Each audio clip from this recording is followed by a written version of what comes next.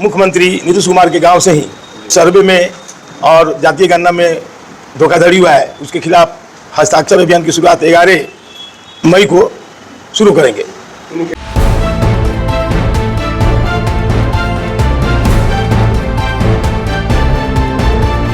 जन सुराज के सूत्रधार प्रशांत किशोर जी 11 मई को मुख्यमंत्री नीतीश कुमार के गांव से ही जो सर्वे में और जातीय गणना में धोखाधड़ी हुआ है, उसके खिलाफ हस्ताक्षर अभियान की शुरुआत 11 मई को शुरू करेंगे।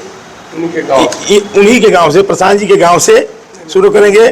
हाँ, नीतीश जी के गांव से। बिहार में जातीय जनगणना के आंकड़े 7 नवंबर 2023 को विधानसभा के पोर्टल पर रखा गया था। 22 नवंबर 2023 को सरकार ने जातीय जनगणना के आधार पर 94,000 लोगों को, लेकिन 2 साल बीत गए, आज तक एक भी पैसा नहीं मिला है। जबकि 2 साल के क्रम में 2 लाख रुपया को 2,40,000 के सालाना देना था। एक भी 94 लाख लोगों में से एक भी लोगों को नहीं दिया गया है। इसके लिए भी हम लोग हस्ताक्षर अभियान चला रहे हैं। हमारे प्रशांत किशोर जी का इसका शुरुआत करेंगे नीतीश जी के कर्मभूमि से। उसके बाद जब हम हस्ताक्षर हम लोग करा देंगे तो राज्यपाल जी को हम लोग ज्ञापन सौंपेंगे, माननीय मुख्यमंत्री जी को भी ज्ञापन सौंपेंगे। जब हम लोगों की बात नहीं मानी जाएगी तो अगला सत्र जो विधानसभा आने वाला है उसमें विधानसभा का घेराव करेंगे, धरना है। हमारे किसान के नेता भी हमारे साथ बैठे हैं। हमारे बगल में बाएं साइड में हमारे प्रेस प्रवक्ता बैठे हैं, जिला प्रवक्ता बैठे हैं। अभी हमारे बगल में अनुमंडल के नजीर भी बैठी है, इधर अनुमंडल के राज्य अनुमंडल के असलम भाई भी है। सब लोगों का एक ही मिजाज है कि प्रशांत जी का जो इशारा है, प्रशांत जी का जो कार्यक्रम है, उसको हम लोग समर्थन करेंगे। और 11 तारीख से हम लोग भी बढ़ चढ़ करके हस्ताक्षर अभियान कराने का काम करेंगे। क्या लग रहा है कि प्रशांत किशोर बिहार में कैसे बदलाव मतलब करना चाहते हैं, इस पर मतलब किस तरह का प्रशांत? देखिए, आप लोग तो बुजुर्ग वर्ग हैं, आप लोग देख रहे हैं कि हमारे नेताओं का विजन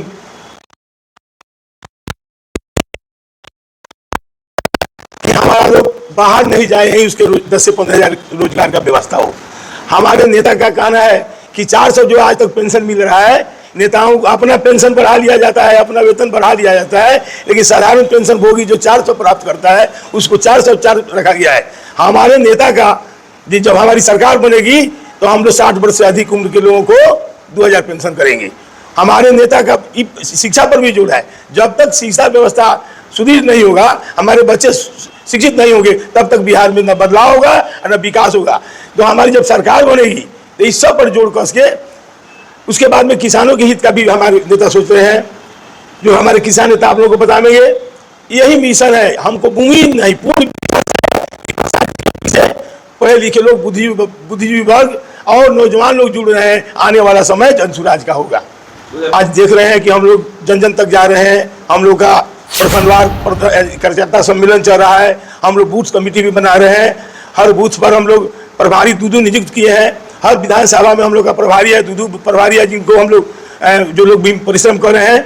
ऐसे प्रभारी के क्रम में हमको अंदाज है कि 60% हम लोग प्रभारी बना लेके चल रहे हैं। पूरे बिहार के हमारे साथियों को आगे बढ़ाने का, इस बिहार राज्य को जो पिछड़ा है 35 सालों में, उसको जो गति देने का उनका एक ही बस ये 3 उद्देश्य पर अभी काम कर रहे हैं कि अभी भूमि सर्वे जो गरीबों का सबसे बड़ा प्रश्न चिन्ह लगा हुआ है वो ठीक करें, जातीय जनगणना जो गलत हुई है उसको सही तरीक़ा से हो, और उसके बाद ये जो 3 डिसमिल ज़मीन देने वाली बात है जो हमारे किसान अध्यक्ष बोले भी हैं, वो मैंने उस पर कार्रवाई हो रही है।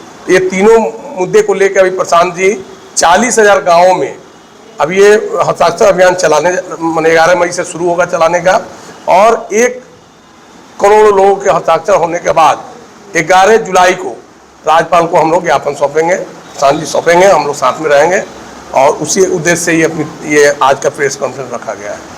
लास्ट सवाल आपसे पूछना चाहते हैं, जो हमारे सूत्रधार हैं जनसुराज है, वो जो हमारे बिहार के लिए छोटी छोटी मुद्दों पे छोटी छोटी पॉइंट पे जितनी बारीकी से देखा, जितनी बारीकी से उन्होंने उस पर काम करना शुरू किया है, आज तक किसी ने नहीं की है। उन्होंने देखा यहाँ की जो पलायन की स्थिति सबसे बड़ी है, यहाँ पलायन की स्थिति बुरी है यहाँ, और सबसे ज़्यादा एक विकल्प चाहिए थी सारे बिहार, पूरे बिहार को एक विकल्प चाहिए। तो जन स्वराज एक विकल्प के रूप में आई है, और हमारे जो प्रशांत सर हैं ये जो विकल्प लेके आए हैं, लोगों में एक विश्वास की ज्योति जग गई है। आप में से जितने भाई लोग हैं, मेरे बच्चे हैं, ये सभी फील्ड में मेरे साथ आ चुके हैं, काम कर चुके हैं।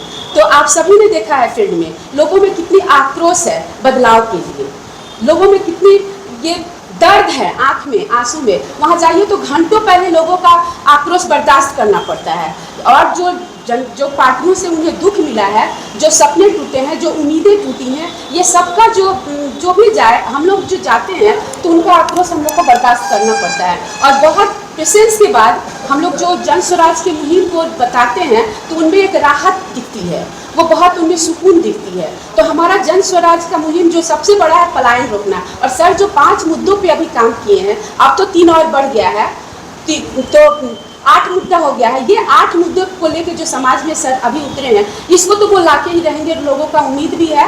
और इसी उम्मीद के साथ जैसे पलायन रोकना है तो उसमें 15,000 रुपया महीना देना है, 2,000 रुपया पेंशन है, 4 रुपया सालाना 4 रुपया पर 2 लाख 3 लाख छोटा व्यवसाय के लिए पैसा दिया जाएगा।